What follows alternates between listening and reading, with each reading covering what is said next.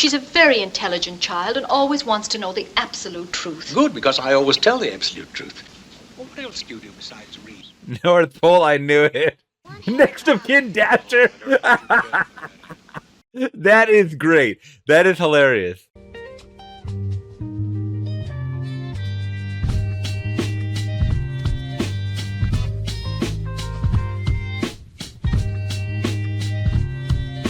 What's going on, Flicks Talkers? It's that time of year again where I get to say Merry Christmas and a Happy Holiday, and I get to check out another Christmas film that I have not seen in my life, and that film today is 1947's Miracle on 34th Street. Now, I am so very excited to check this one out, especially this time of year, as a lot of people say it is a classic, a black and white classic, and I always love discovering these films from yesteryear that people call iconic. So enough talking, let's get to watching because I know nothing about this film, but before we do, make sure to hit that big thumbs up to support the channel and consider subscribing today for more reactions like this and live streams here on the channel. Also, if you guys are watching this reaction on YouTube and want to watch the full uncensored cut, make sure to click on my Patreon link down in the description below where you guys can join today for a 7-day free trial and pick the movies that I get to watch next. Alright, Flickstalkers, and without further ado, my first time watching 1947's Miracle on 34th Street, and once again, Merry Christmas and Happy Holidays.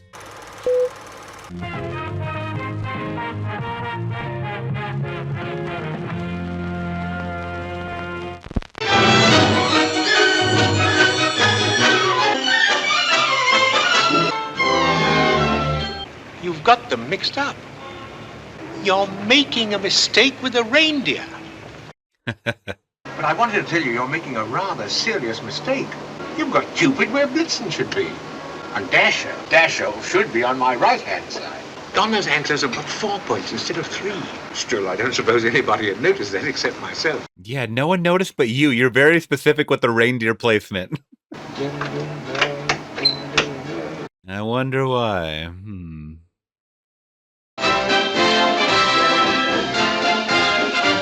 I was not aware that the Macy's Day Parade went on that long. Since the 40s?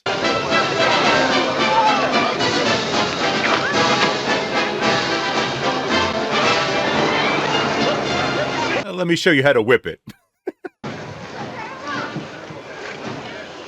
Oh, is he hitting the bottle? Allow me, will you? It's quite simple, really. See, it's all in the wrist. If you were to... You've been drinking. It's cold. A man's got to do something to keep warm. You ought to be ashamed of yourself. Don't you realize there are thousands of children lining the streets? Children who've been dreaming of this moment for weeks? You're a disgrace to the tradition of Christmas. Let him know. One of the men in your parade is not fit to receive What are you doing out of costume? Now get back and get dressed. Oh, I'm terribly sorry. I thought you were our Santa Claus. Your Santa Claus is intoxicated. Jingle bells, jingle bells, jingle all the day. Could you be Santa Claus? Oh, well, the children mustn't be disappointed. All right, I'll do it. Oh, good. Do it for the children. Get that costume. I cannot believe he's drinking out in public like that. That is shameful. You gonna ride in a motorcycle or a car? No, I'm going to go home and get in a hot tub, and I might stay there until next Thanksgiving. Oh, Mrs. Walker. Go ahead. She's like, I'm saving that for later. Ah, yes, he's the natural. Susan! Hello, Cleo. Hello, Mrs. Walker. Where's Susan? She's watching the parade. Where? With whom? With that Mr. Gailey who lives in the front apartment. Oh, I've been keeping an eye on her. He's so very fond of Susan. When he asked me, well, I didn't think you'd mind. I guess it's all right. He certainly is a giant, isn't he? There are no giants, Mr. Gailey. In olden days, there were a lot of... Well, what about the giant that Jack killed? Jack and the Beanstalk. It's a fairy tale. Oh, one of those. Oh, your mother and father must have told you a fairy tale. My mother thinks they're silly. I never met my father. You see, my father and mother were divorced when I was a baby. Well, that baseball player certainly looks like a giant to me. People sometimes grow very big, but that's abnormal. I'll bet your mother told you that, too. Very smart kid. I'm Susan's mother. Yes, I know. Won't you come in? I'm Fred Gailey. Yes, I know. Oh, what do you think of my parade? It's much better than last year's. And I want to thank you for being so kind to Susan. I must confess it's part of a deep-dyed plot. I also want to meet you. I read someplace that the surest way to meet the mother is to be kind to the child. There goes Santa Claus. He's much better than last year's. I see she doesn't believe in Santa Claus either. No Santa Claus, no fairy tales, no fantasies of any kind. That's right. I think we should be realistic and completely truthful with our children. We've got such a big turkey for dinner. Couldn't we invite Mr. Gailey? I'm sure Mr. Gailey has other plans. Well, I must admit I haven't any other plans. Well, Did I ask all right? Dinner's at 3. Thanks. Susie, honey, you asked just right. It worked. Yes. It worked. And you'll find toys of all kinds at Macy. He has the whole he has the whole city out there listening to him. Wow. They feel the spirit of him. Once again, I wonder why. You, Alfred? Yeah, I play Santa Claus over at the Y near our block, see? You enjoy impersonating me? Oh, yeah. When I give packages to little kids, I like to watch their faces get that Christmas look all of a sudden. It makes me feel kind of good and important. That's what it's about. You are on the good list, Alfred, this year. What do you want for Christmas, Peter? I want a fire engine just like the big ones, only smaller. It has a real hose that squirts real hot water, and I won't do it in the house. I'll only do it in the backyard. I promise. I didn't understand a word he said. Nobody's got me. Well, Peter, I can tell you're a good boy. You'll get your fire engine. I told you he'd get me one. Mama wants to thank Santa Claus, too. Listen, what's the matter with you? Don't you understand English? I tell you, Macy's ain't got any. Nobody's got any. You can get those fire engines at Schoenfeld's on Lexington Avenue. Schoenfeld's? Oh, I keep track of the toy market pretty closely. Does that surprise you, sir? Surprise me. Macy's sending people to other stores. Well, the only important thing is to make the children happy. Don't you feel that way? Only I didn't know Macy's did. All right. That is hilarious. Getting the kids what they want for Christmas is a foreign concept to a lot of people. Of course, the businessman. Santa ain't no hustler, man. He ain't no shyster like that. Now, we've got skates, and they're very good, too, but they're not quite good enough. You go to Gimbel's. They'll have exactly what you're looking for, I'm sure. Merry Christmas. Bye. You're the head of the toy department. I want to congratulate you and Macy's on this wonderful new stunt you're pulling. Imagine sending people to other stores. Imagine a big outfit like Macy's putting the spirit of Christmas ahead of the commercial. It's wonderful. Well, I'll tell you, I never done much shopping here before. From now on, I'm going to be a regular Macy customer. All right, dear. It worked out. Thought as long as we're in the store, you might as well say hello to Santa Claus. Why? Because when you talk to him, you might feel differently about him. She had that death stare. Well, young lady, what's your name? Susan Walker, what's yours? I'm Santa Claus. Oh, you don't believe that, do you? Your beard doesn't have one of those things that goes over your ears. Well, that's because it's real. Just like I'm really Santa Claus. Oh, go ahead. Pull it. I love her. Well, this sprained her ankle. She had to go home, so she asked me to bring Susie down to you. Well, I thought as long as we're here, we might as well say hello to Santa Claus. I shouldn't have brought Susie to see Santa Claus, huh? Now you're making me feel like the proverbial stepmother. I tell her Santa Claus is a myth, and you bring her down here, and she sees hundreds of gullible children. This sets up a very harmful mental conflict within her. What is she going to think? Whom is she going to believe? Now I know where she gets it. Straight from the mother. They grow up considering life a fantasy instead of a reality. They keep waiting for Prince Charming to come along. And when he does, he turns out to be a... We were talking about Susie, not about you. Well, young lady, and what's your name? I'm sorry she doesn't speak English. She's Dutch. She's been living in an orphan's home in Rotterdam ever since. Hallo, ik ben blij dat je gekomen bent. Oh, u bent Sinterklaas. Ja, zeker. Zeg maar wat je zou willen hebben. Geef het in mijn schoentje, geef het in mijn laarsje. Dank u, Sinterklaasje. Wow. I hope that little girl wished for some two front teeth. Because she's gonna need them. Would you please tell her that you're not really Santa Claus? Well, I'm sorry to disagree with you, Mrs. Walker, but not only is there such a person, but here I am to prove it. What's your name? Kris Kringle. I'll bet you're in the first grade. Second. I mean your real name. That is my real name. May I have this gentleman's employment card, please? Yes, Mrs. Walker. She's a very intelligent child and always wants to know the absolute truth. Good, because I always tell the absolute truth. Well, what else do you do besides read and play games? North Pole, I knew it. Next of kin Dasher. That is great. That is hilarious.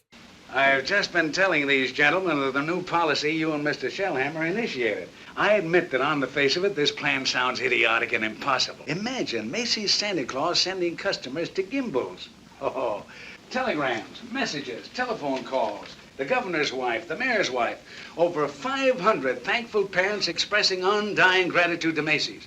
Never in my entire career have I seen such a tremendous and immediate response to a merchandising policy. No high pressuring and forcing a customer to take something he doesn't really want. But after all, Mr. We'll Macy, be known as the helpful store.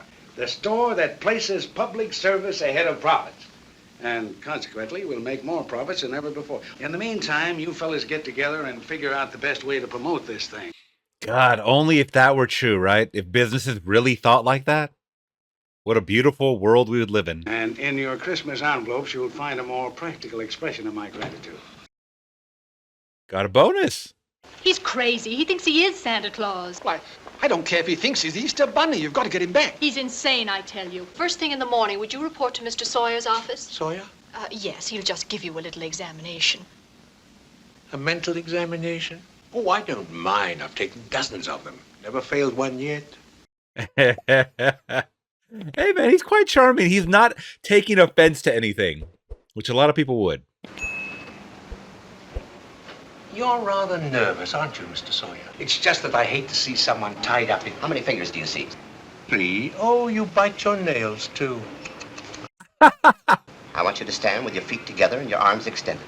Then I want you to... Muscular coordination test? Surely.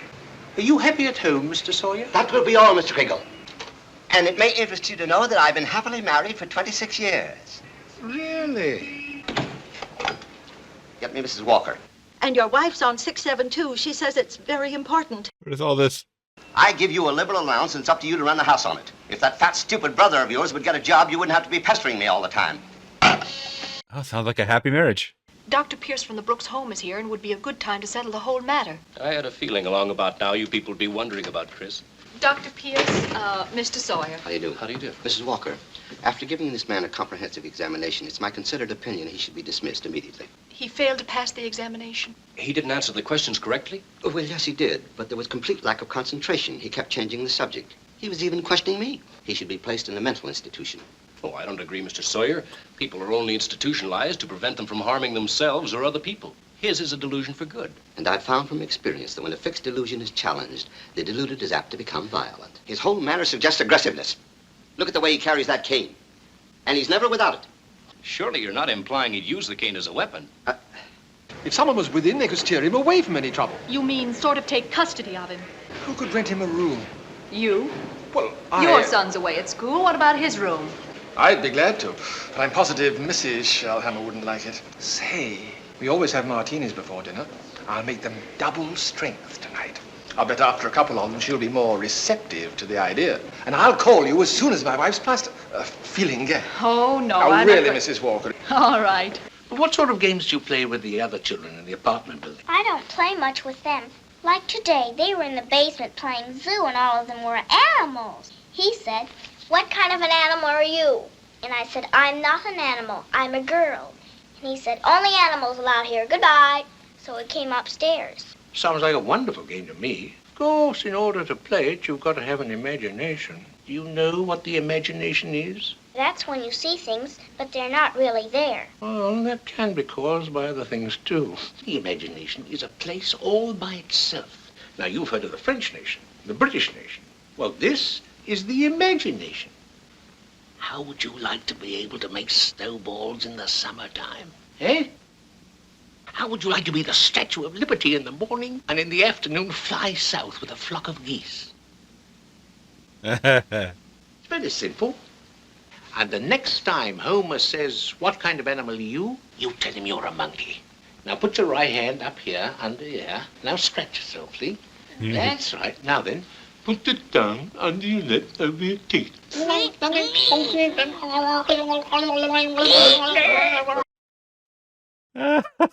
Kris Kringle is teaching her how to be a little girl, a little child with an imagination. That's funny. If you'd like to move in with me, I'd be only too happy to have you. You could ride to and from work every day with Mrs. Walker and... Give me a chance to really talk things over with her. Mr. Gailey, it's a deal. Good. Oh, yes, just a moment. It's a Mr. Shellhammer. Hello? Just a moment. Mrs. Shellhammer wants to talk to you. I've made the martinis triple strength, and she feels wonderful. Hello? No, dear. Thank you, darling.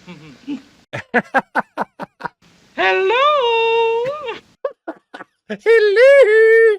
It's Mrs. Shellhammer, and they have the loveliest room, and they'd be so happy if you'd stay with them. Please thank them very much, but I'm going to stay with Mr. Gailey. I think I'd better get the meat. That's what I want for Christmas. You mean a doll's house like this? No, a real house. If you're really Santa Claus, you can get it for me.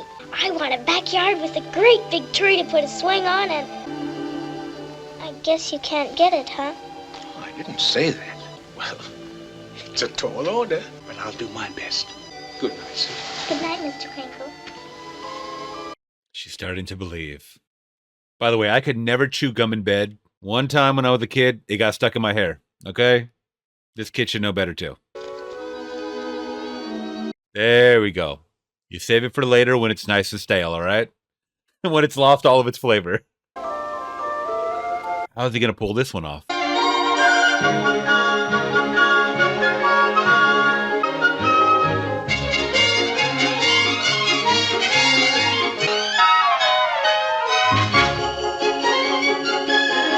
Wow.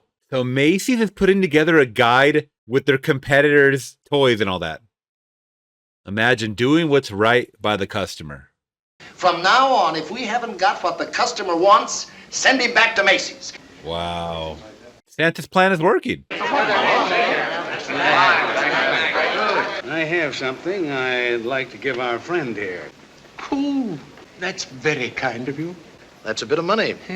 What are you going to do with it? I have a friend, a doctor. He's been very kind to me. He needs an X-ray machine. Buy it through the store and get 10% discount. I can get it for cost. They all want to be in Santa's good grace. Now, With the gum again. to market, to buy a fat hog. Home again, jiggity. Amazing. Do you happen to have a spare piece? Has he never had gum before? I don't think he has. Here goes.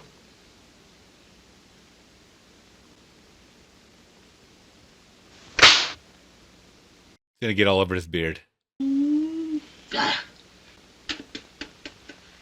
That's funny.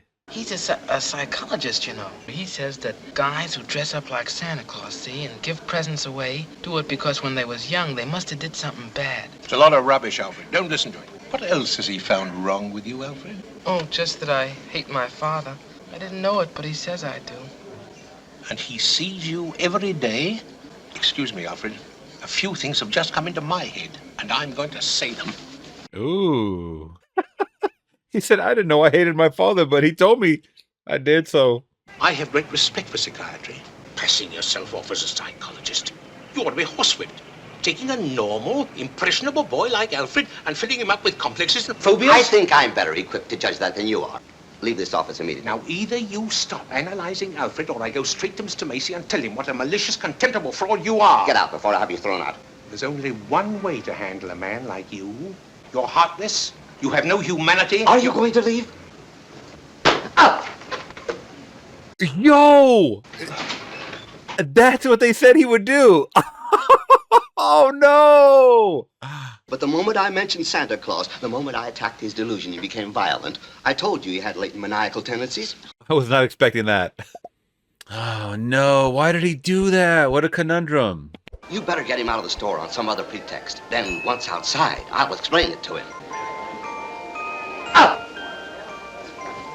Mrs. Walker wanted me to tell you that we're going to take some publicity pictures this afternoon down at the City Hall. Oh, but I'd made an appointment with Mr. Macy at 4 o'clock. I want to tell him about something. Now, there's a car waiting for you downstairs, and I'll be right with you.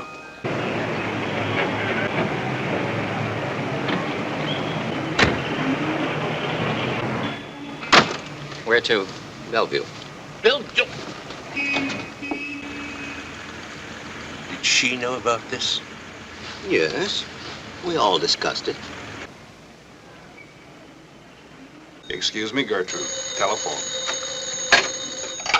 Yes? Why, yes, we share an apartment together. But why, Doctor? What did he... Oh, he's quite comfortable. He was wondering if you could bring over his personal things. Yes, in view of his examination, I'm afraid I shall have to recommend commitment. See the new patient? Thanks. Not at all. You deliberately failed that examination, didn't you? Because the last few days I've had great hope. I had a feeling Doris was beginning to believe in me. And now I find out she was only just humoring me all the time. She didn't know anything about that taking pictures with the mayor. That was Sawyer's idea. Well, I'm glad of that. There's Mr. Sawyer. He's contemptible, dishonest, and yet he's out there and I'm in here. He's called normal and I'm not. That's why I answered the questions incorrectly. You can't just think of yourself. What happens to you matters to a lot of other people. People like me who believe in what you stand for. And people like Susie who are just beginning to.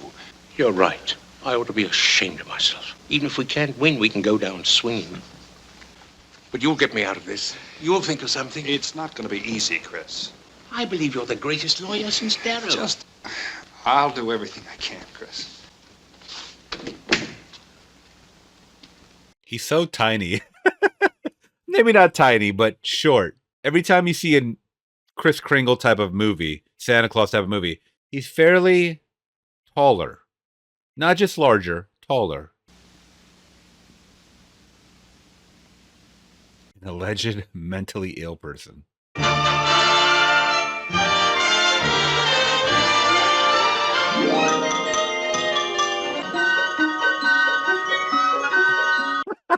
With the K's. Calamity. That's funny. Let some judge handle it that isn't coming up for re-election.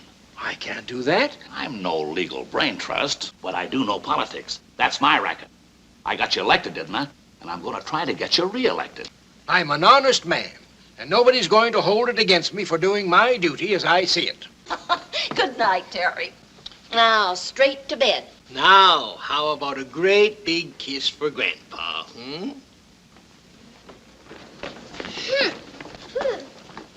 No hug, no kiss, no anything. I don't blame them. Any man who puts Santa Claus on trial for lunacy. See what I mean? This guy looks familiar with the stogie. He wasn't in I Love Lucy, or am I... This is going to bug me if I don't look it up. Sorry, guys. Yep. William Frawley. He played Fred. In the matter of Kris Kringle, Your Honor, the commitment papers are before you. Your Honor, please, I should like to call the first witness. Mr. Kringle, will you take the stand? Mr. Kringle, you don't have to answer any questions against your wishes or even testify at all. Oh, I'll be glad to answer any question that I can. Do you believe that you're Santa Claus? Of course. State rests, Your Honor. That's it? I believe he was employed to play Santa Claus. Perhaps he didn't understand the question correctly. Oh, I understood the question perfectly, Your Honor. It's like you're not making this easy, buddy. I'm fully aware of my client's opinions. In fact, that's the entire case against him. Mr. Kringle is not sane because he believes himself to be Santa Claus. Anyone who thinks he's Santa Claus is not sane.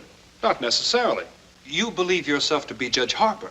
Yet no one questions your sanity because you are Judge Harper. And if he is the person he believes himself to be, just as you are, then he's just as sane. But he isn't. Oh, but he is, Your Honor. Is what? I intend to prove that Mr. Kringle is Santa Claus. He's crazy, too. You're not serious about this. Of course I am. What about your bosses, Hayslip and Mackenzie and the rest of them? What do they say? That I am jeopardizing the prestige and dignity of an old established law firm, and either I drop this impossible case immediately, or they will drop me. See? I beat them to it. I quit. Fred, you didn't. Of course I did. I can't let Chris down. He needs me, and all the rest of us need him. Wow, he really made this guy a believer. It's not a question of faith, it's just common sense. Faith is believing in things when common sense tells you not to. Oh, Fred, you're talking like a child. You're living in a realistic world, and those lovely intangibles of yours are attractive but not worth very much. These last few days, we've talked about some wonderful plans. And then you go on an idealistic binge. You give up your job, you throw away all your security, and then you expect me to be happy about it. Yes, I guess I expected too much.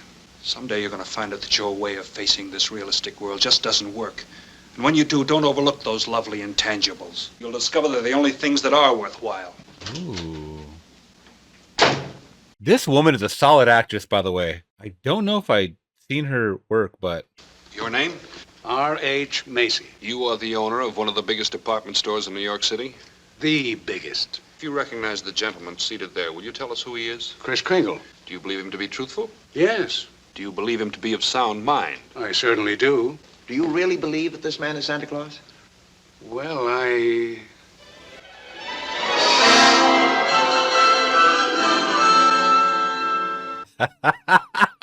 love how he's already thinking ahead if he answered this wrong.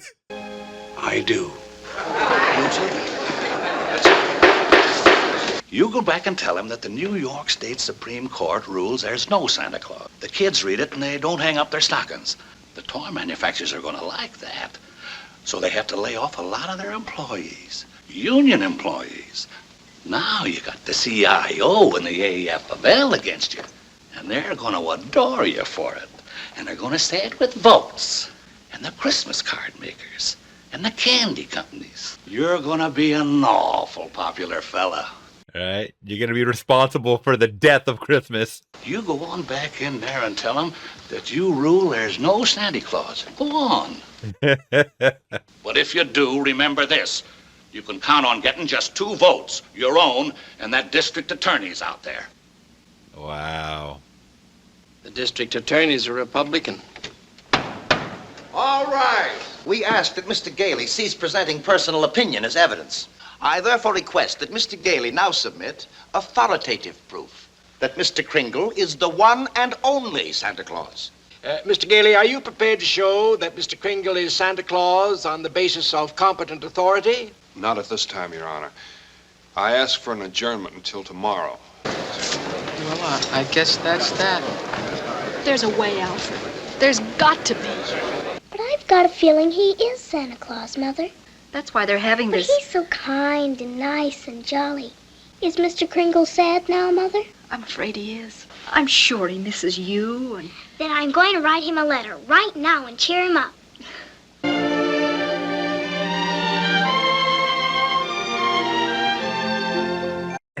How she spells believe.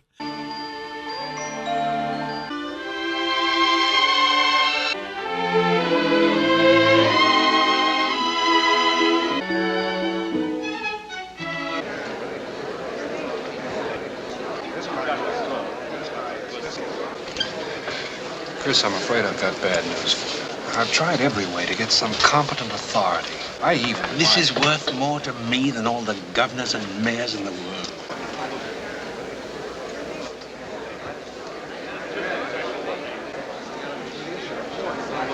Not one competent authoritative proof that this man is Santa Claus. And especially since today is Christmas Eve. We're naturally all anxious to get to our homes. Mr. Gailey, have you anything further to offer? I'd like to submit the following facts and evidence. It concerns the Post Office Department, an official agency of the United States government. Furthermore, the United States postal laws and regulations make it a criminal offense to willfully misdirect mail. I have here 3 letters. They're addressed simply Santa Claus. No other address whatsoever. Yet these letters have just now been delivered to Mr. Kringle by bona fide employees of the post office. I understand the post office receives thousands of these letters every year. I have further exhibits, Your Honor, but I hesitate to produce them. Yes. Produce them, Mr. Gailey. Put them here on my desk. But, Your Honor... Put them here on the desk. Yes, Your Honor. Oh my God, this is pretty silly.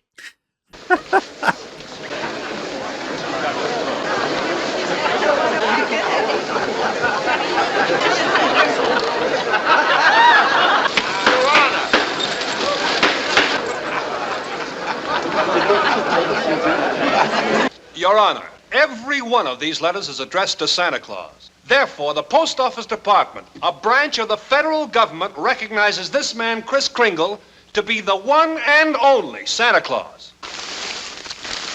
This court will not dispute it. Case dismissed. Wow. Wow.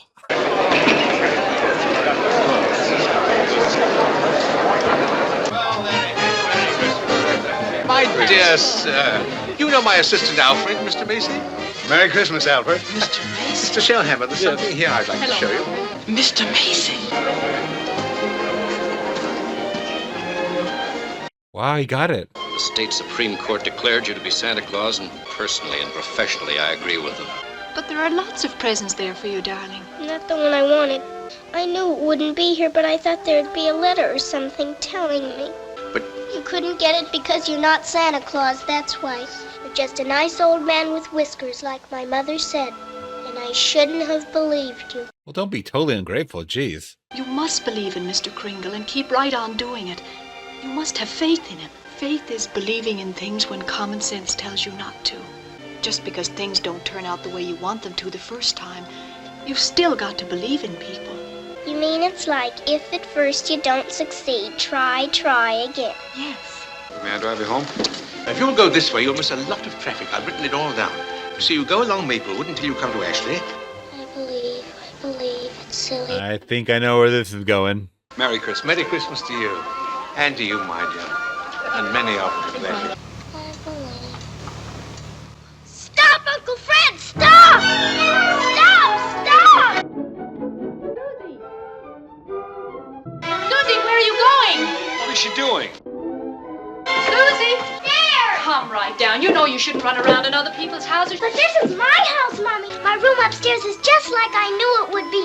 Mommy told me if things don't turn out just the way you want them to the first time, you still got to believe. Where are you going? To see if there's a swing. There is one! There is one! You told her that? Ooh! I never really doubted you. It was just my silly common sense. I'd take a little old man and legally prove to the world that he's Santa Claus. Now, you know that...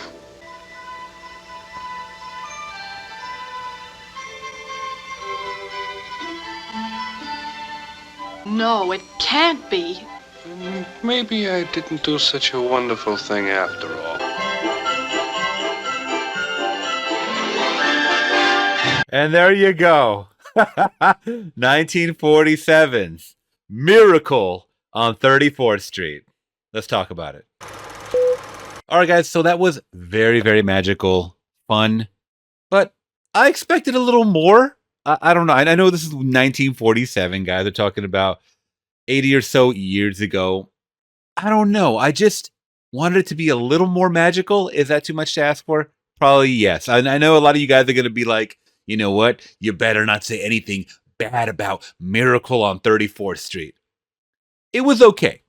Yeah, compared to a lot of other Christmas movies that I've seen so far, It's a Wonderful Life.